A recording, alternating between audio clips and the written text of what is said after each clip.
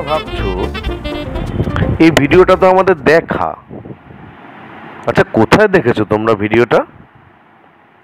যেমন বললাম অনেক আগেকার কথা, তেমন তো কথা নয়। এই তো সেদিন আমাদের এই যে বাটারফ্লাই বই ক্লাস 5-এর, তার যখন আমরা লেসন 4 পড়ছিলাম তখনই কিন্তু আমরা এই ভিডিওটা দেখেছিলাম। মনে আছে? ফেমাস কিছু মনুমেন্টের ভিডিও। হ্যাঁ, মনে তো থাকবেই তোমাদের। সেটাকে একটু আল্টে পাল্টে দিলাম, বুঝলে? দিয়ে ভাবলাম দেখি তোমাদের পুরোনো দিনের ভিডিও বলে চালানো যায় কিনা। আমি পড়িয়েছি তোমাদের মনে আছে কিনা সেটাও তো আমার দেখতে হবে। দেখে নিলাম। এই সূত্র ধরেই আমরা আমাদের পরের পার্টটায় যাব। তোমরা তোমাদের বইয়ের পেজ নাম্বার 84 ওপেন করবে। Lesson 8 buildings to remember. মনে রাখার মতো কিছু বাড়ি বা অট্টালিকা বা সৌধ। কিছু জিনিস খুব সাধারণভাবে তৈরি হয়, সেখানে মানুষ থাকে বা সেখানে অফিস হয় বা বিভিন্ন কাজকর্ম হয়। সেগুলো কিন্তু যেমন তৈরি হওয়ার পরে বহুদিন চলে, বেশ কিছুদিন চলে বা দিনের পর দিনও চলে, কিন্তু সবাই সেগুলোকে কিন্তু মনে রাখে না। যেই বিল্ডিংগুলোকে আমরা ভারতীয়রা কখনো ভুলতে পারবো না, সেই বিল্ডিংগুলো কিন্তু আমাদের স্মৃতিতে থাকে যারা আর কি, সেগুলোকে নিয়েই আমাদের এই বিল্ডিংস টু রিমেম্বার। তোমরা আগে 10টা দেখলে, তোমাদের বইতে যেটা আছে সেখানে কিন্তু তোমরা মিল পেয়ে যাবে সেই 10টার মধ্যেও কিছু, কিন্তু কিছু আলাদাও আছে। সেই আলাদাগুলো এবং আগেরটা সবটাই আমাদের পাঠ্য বিষয়। যাক, অনেকক্ষণ ধরে গল্প করলাম, এবার আমরা এই ছবিগুলো দেখে নিই। মোট 7টা ছবি আছে তোমাদের পেজ নাম্বার 84 আর পেজ নাম্বার 85 মিলিয়ে। প্রথমটা হচ্ছে কুতুব মিনার, দিল্লি। সেকেন্ডটা হচ্ছে গোল্ডেন টেম্পল, অমৃতসর, পাঞ্জাব। থার্ডটা হচ্ছে চারমিনার, হায়দ্রাবাদ, অন্ধ্রপ্রদেশ। ফোর্থটা হচ্ছে কোনারক সান টেম্পল, এটা কোনারক, ওড়িশাতে। ফিফথটা হচ্ছে এই আমাদের একদম কাছে মুর্শিদাবাদে, হাজারদুয়ারি প্যালেস। সিক্সথ হচ্ছে শহীদ মিনার, সেটা আমাদের কলকাতায় কিন্তু। আর সেভেন্থ হচ্ছে ভিক্টোরিয়া মেমোরিয়াল, সেটাও কলকাতায়। তাহলে তোমরা দেখতেই পাচ্ছ বেশ কতগুলো যে মনে রাখার মতন সৌধ বা বাড়ি, সেগুলো কিন্তু আমার পশ্চিমবঙ্গের মধ্যেই, তোমার আমার সবার পশ্চিমবঙ্গের মধ্যেই আছে, এবং পুরোটাই ভারতবর্ষের মধ্যে, আমাদের দেশে। তা আমাদের রাজ্যে, আমাদের কাছাকাছিও কিন্তু অনেকগুলো বিল্ডিং এরকম আছে। এবার কতগুলো প্রশ্ন আছে যেগুলোর আমাদের উত্তর করা দরকার। যদিও প্রশ্নগুলো তোমাদের কাছে ভীষণ সোজা, তা আমরা একবার পড়ে নিই, দেখি সোজা কিনা দেখে নিই। Where is the Charminar located? Charminar কোথায়? আমরা থার্ড ছবিতে দেখতে পাচ্ছি চারমিনার কোথায় located? Hyderabad, Andhra Pradesh. Which famous palace is located in Murshidabad? কোন বিখ্যাত প্রাসাদটি মুর্শিদাবাদ জেলায় অবস্থিত? আমরা যেমন দেখতে পাচ্ছি আমাদের ফিফথ ছবিতে আছে হাজারদুয়ারি প্যালেস, মুর্শিদাবাদ, ওয়েস্ট বেঙ্গল। চলো তৃতীয় প্রশ্নে চলে যাই। Where is the golden temple located? Golden temple বা স্বর্ণ মন্দির, এটা কোথায়? আমাদের সেকেন্ড ছবি গোল্ডেন টেম্পল। অমৃতসর পাঞ্জাব। তাহলে আমরা অ্যান্সার কি লিখব? The golden temple is located in Amritsar Punjab. তারপরেও 4টে কোয়েশ্চেন আছে, একই রকম কোয়েশ্চেন। আমি একটা একটা করে তোমাদের উত্তরগুলো সব লিখে দিচ্ছি, হ্যাঁ, লিস্ট করে। তোমরা সেই উত্তরগুলো নোট ডাউন করবে, তোমরা নিজেদের মতোই লিখতে পারবে, তবুও আমি করে দিই, লিখে দিই, আমার কাজ এটা, তাই না? শেষ কোয়েশ্চেনটা দেখো, do you know the name of any other famous monument? তুমি কি অন্য কোনো এরকম প্রাসাদ বা স্মৃতিসৌধের নাম জানো? এখানে মনুমেন্ট দেওয়া আছে, তাহলে আমি সৌধ হিসাবেই ধরি। তুমি কি জানো? নিশ্চয়ই তোমরা জানো, তোমাদের মাথায় তো এক্ষুনি তাজমহল চলে আসছে। তাজমহলটা আমি নিয়ে নিলাম, হ্যাঁ। তাজমহল বাদে অন্য যে কোনো একটা ফেমাস মনুমেন্ট যেটা ভারতবর্ষে অবস্থিত, সেইটার তোমরা নাম লিখে দেখাবে, তোমাদের স্কুলের টিচারকে দেখাবে, কেমন? এবার আমরা মূল পাঠের দিকে এগিয়ে যাই। Page number 86, let's read. Mita and her classmates, a team of 25, went to Bandel last Saturday with their history teacher. They visited the Bandel church. It was their first outing, so everybody was excited. Their bus started from Chandannagar. On their way, the teacher asked them whether anyone had visited the Bandel church before. Most of them had not, so they remained silent. Mita was an exception though. She said with enthusiasm, "Yes, madam, I have visited the place before." "Oh, really? That's great. Tell us what this place is like, Mita," said the teacher. Everybody was looking at Mita with keen interest. Mita began, "My uncle who lives there took me to the church." "What did you see there?" asked Amina, one of Mita's friends. Mita was about to speak when the teacher stopped her. She said, if Mita tells us right now about everything she had seen, we will get familiar with all its details. Let the church remain a surprise to us. Sunita, one of the students, asked the teacher, "There are so many places we could have visited. Why have we chosen Bandel Church then, ma'am?" The teacher smiled. "A very good question, Sunita." She continued, "Sometimes we visit a place for fun and enjoyment. At times, our visit helps us to gather valuable information about the history and culture of a place." Sunita was curious. "Is Bandel Church a historical place, madam?" "Yes, my child. It is one of the oldest churches in West Bengal," said the teacher. Mita said, "Madam, my uncle told me that it can be seen as a memorial of the Portuguese settlement in Bengal." Amina looked confused. "I don't think I quite understand what Mita said." The teacher patiently explained to the girls, "Okay, let me make it clear. Around 1571, the Portuguese began to use Bandel as a port.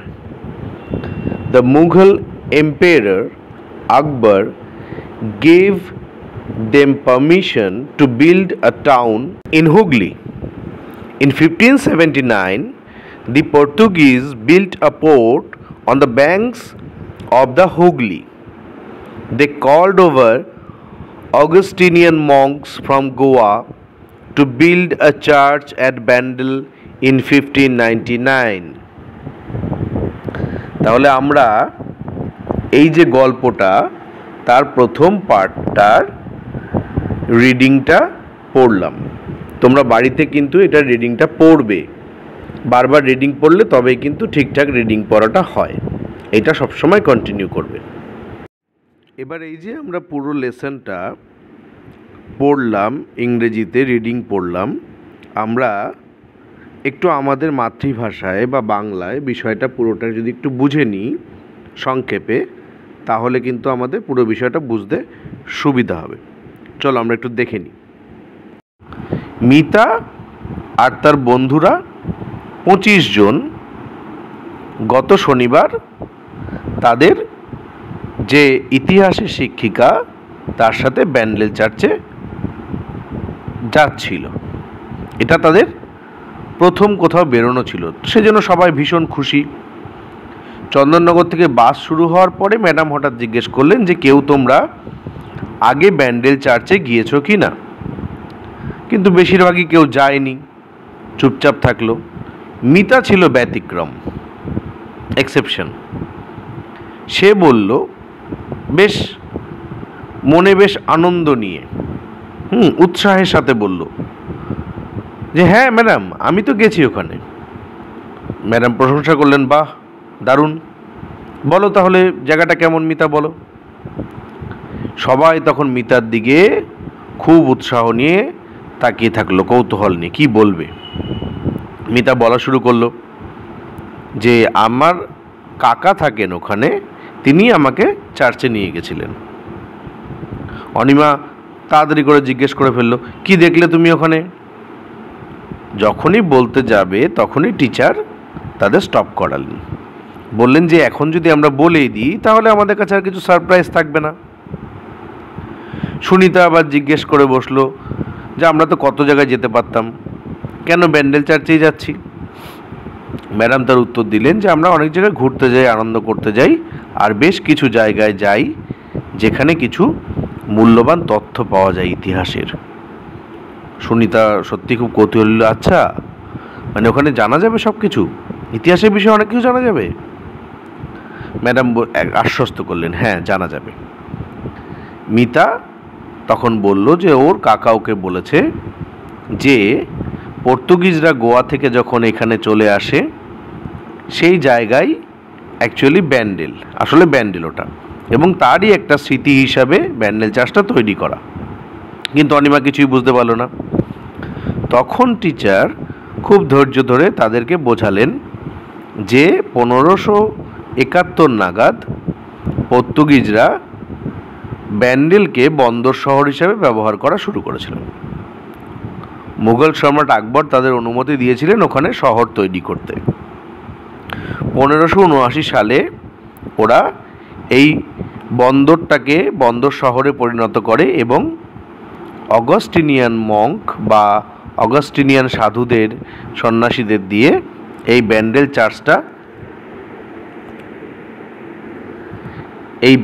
চার্চটা তৈরি করা হয় 1599 সালে। আচ্ছা, এখানে কিছু word proof দেওয়া আছে, কিছু শব্দ যেগুলো আমাদের কাছে একটু অপরিচিত হলেও হতে পারে, আবার পরিচিতও হতে পারে। এই শব্দগুলোর যে ইংরেজি প্রতিশব্দ এবং বাংলা প্রতিশব্দ, সে দুটোই আমরা দেখে নেব এখন। প্রথমটা কি আছে? আউটিং, আ শর্ট ট্রিপ, মানে খুব কাছাকাছি কোথাও ঘুরে আসা। মানে এটা বলা ঠিক নয়, মানে বাংলা প্রতিশব্দ, খুব কাছাকাছি কোথাও ঘুরে আসা। Exception, something that falls outside the general rule, মানে সাধারণের বাইরে। আমরা সবাই মানুষ, কিন্তু কেউ কেউ আছে যারা কিনা এক্সেপশনাল। যেমন ধরো প্রচুর ছেলেরা মেয়েরা অনেকেই ফুটবল খেলে, Lionel Messi exceptional, Sachin Tendulkar, Virat Kohli, Sourav Ganguly, এরা ক্রিকেটার হিসাবে এক্সেপশনাল। সেই এক্সেপশন যেটা কিনা সাধারণ নিয়মের বা সাধারণ যারা তাদের বাইরে। কিন, ইগার অর শার্প, এই কিন শব্দটা এখানে ব্যবহার করা হয়েছে কৌতূহল হিসাবে। Memorial, something that is erected in memory of a person or an event, কোনো একটা ঘটনা বা কোনো ব্যক্তির স্মৃতিতে তৈরি করা কোনো একটি বাড়ি বা প্রাসাদ যাই বলো না কেন, বা একটা ছোট্ট যে কোনো স্ট্রাকচার, সেটাকে আমরা মেমোরিয়াল বলি। Settlement, people coming down to live at a certain place, একটা জায়গা থেকে যেখানে কিনা তারা পাকাপাকিভাবে থাকে না, সেইখান থেকে কোনো একটি জায়গায় পাকাপাকিভাবে থাকতে চলে আসাটাকে আমরা সেটেলমেন্ট বলি। যেমন আমাদের যাদের যাদের নিজস্ব বাড়ি আছে, আমরা সেখানে সেটেলড, এটাকে সেটেলমেন্ট বলে। Port, harbour, a town or city where a ship stops on a journey, এটা বন্দর, বন্দর বা বন্দর শহর, একটা শহর যেখানে কিনা জাহাজ তার যাত্রাপথে থামে।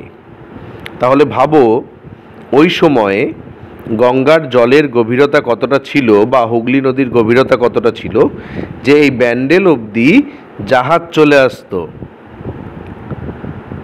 Augustinian, a follower of saint Augustine, saint Augustine একজন দার্শনিক এবং একজন পথ প্রদর্শক ছিলেন, তার অনেক অনুগামী ছিল যাদের অগাস্টিনিয়ান মঙ্কস বলা হতো। এবারে মঙ্ক শব্দটা, এই মঙ্ক শব্দের কথা হলো রিলিজিয়াস মেন বা হারমিট, এখানে একটা শব্দ লেখা আছে হারমিট, অর্থাৎ ধর্মপ্রাণ ব্যক্তি বা সন্ন্যাসী, মঙ্ক শব্দের অর্থ। তাহলে আমরা এইখানে 8টা এমন শব্দের অর্থ জানলাম যেগুলো আমাদের কাছে খুব একটা জানা নয়। তার সঙ্গে আমরা রিডিংটা পড়লাম, আমরা একটা পুরনো ভিডিও ঝালিয়ে নিলাম, আমরা কিছু প্রশ্নের উত্তর করে নিলাম। এবার এতেও যদি আমাদের না হয়, আর একটু পড়তে ইচ্ছা করে, তাহলে আমরা অ্যাক্টিভিটির দিকে যাব। নেক্সট পেজে, পেজ নাম্বার 88-এ একটাই অ্যাক্টিভিটি কিন্তু আমরা এখানে করব আজকে। হ্যাঁ, অ্যাক্টিভিটি 1টা, অ্যাক্টিভিটি 1টা কি আছে? Complete the table with information from the text, work with your partners, one is done for you. আমরা আপনার পার্টনারদের সাথে কথা বলে, কাজ করে এবং বইয়ের সাহায্য নিয়ে এটা ফিল আপ করবো। কিন্তু এখন আমাদের পার্টনার কোথায়? আমরা তো যার যার বাড়িতে বসে মোবাইলে পড়াশোনা করছি, তাহলে পার্টনার তো নাই। একটা করে দেওয়া আছে, আর বাকিগুলো কিন্তু আমার তোমার কথা বলে বলেই করতে হবে। বেশ, প্রথমটা কি আছে? Name of the monument visited, the Bandel church. এটা তো আমরা সবাই জানি, কোন মনুমেন্টে ঘুরতে যাওয়া হয়েছিল? ব্যান্ডেল চার্চে। লোকেশন অফ দ্য মনুমেন্ট, এই মনুমেন্টটা কোথায় অবস্থিত? এটা তো আমাদের বইয়ের থেকে খুঁজে বের করতে হবে। এ বইয়ের থেকে খুঁজে যদি বের করি, তাহলে পরে আমরা দেখবে 87 আর 86 পেজ কিছুটা মিলিয়ে পাবো যে এই যে মনুমেন্টটা, এটা অবস্থিত কোথায়? ব্যান্ডেলে, হুগলি নদীর তীরে। তাহলে location of the monument is at Bandel near the banks of Hooghly river. Next, number of team members, কতজন গেছিল সদস্যরা? একদম প্রথম লাইনে আছে Mita and her classmates, a team of 25। তাহলে number of team members 25। Means of transport, কিসে করে গিয়েছিল ওরা? কিসে? হ্যাঁ, বাসে। তাহলে মিনস অফ ট্রান্সপোর্টে আমরা কি লিখব? বাস।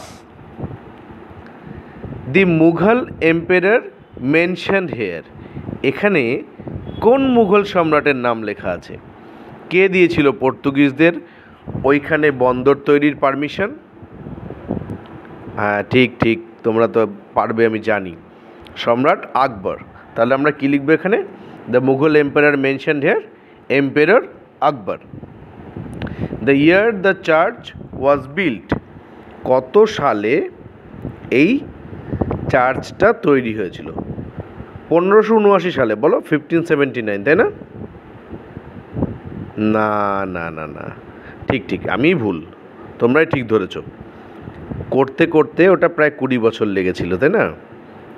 The Bandel church was made or built in 1599।